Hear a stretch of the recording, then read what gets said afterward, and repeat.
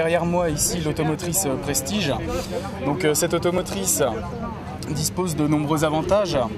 Tout d'abord, elle a une manœuvrabilité très importante comparée au système concurrent, puisque nous avons un système d'essieux étroits à l'arrière de cette machine. Donc ce qui nous permet d'avoir un rayon de braquage de 9 mètres sur nos modèles à simple vis, et de 11,50 m sur nos modèles à double vis. Donc ensuite, grâce à ce rayon de braquage, vous pouvez passer dans de nombreux bâtiments, même les plus exigus. Mais nous avons aussi une hauteur totale très limitée, puisque nous arrivons avec ce type de machine, ici présente en 16 mètres cubes, à passer sous des bâtiments de 2,70 m de hauteur. Donc ensuite, au niveau de la fraise de dessilage, nous avons une fraise munie de 42 couteaux, donc c'est un nombre très faible.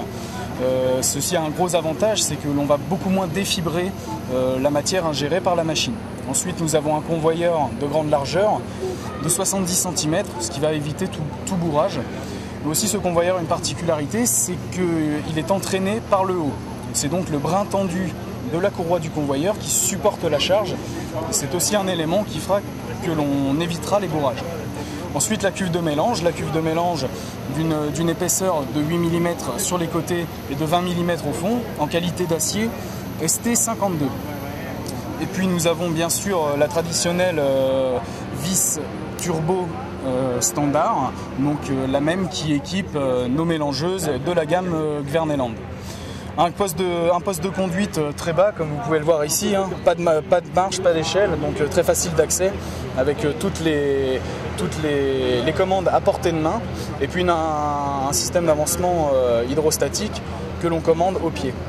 Ensuite, en ce qui concerne la motorisation, deux motorisations disponibles, deux séries. Tout d'abord, un moteur de 128 chevaux, 4 cylindres, et en option un moteur de 175 chevaux, 6 cylindres. Donc moteur positionné au centre de la machine, donc ce qui va vous permettre d'avoir une distance très courte entre les principaux consommateurs hydrauliques, à savoir la fraise, la transmission hydrostatique et les vis de mélange. Donc, nous avons une perte de charge hydraulique très faible, puisque la distance est très courte entre les pompes et les moteurs hydrauliques. Par exemple, sur ces modèles en 175 chevaux moteur, nous avons 150 chevaux de puissance pour dessiller à la fraise. Donc, ce qui nous permet d'ingérer n'importe quel ingrédient, que ce soit de la paille, du foin, de l'enrubanage, du maïs en silage ou de l'herbe en silage.